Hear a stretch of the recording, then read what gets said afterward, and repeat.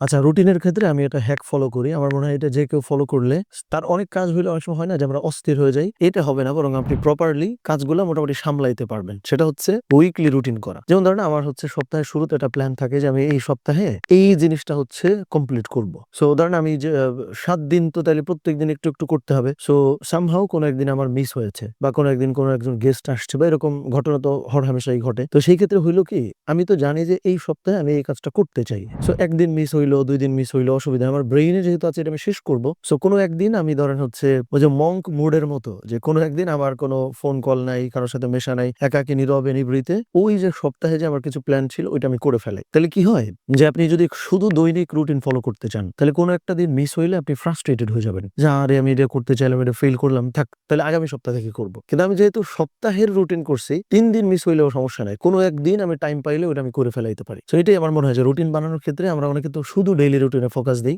Daily রুটিনের পাশাপাশি weekly আপনার হচ্ছে একটা টার্গেট থাকা জরুরি যে আমি সপ্তাহে এই জিনিসগুলো করে ফেলবো।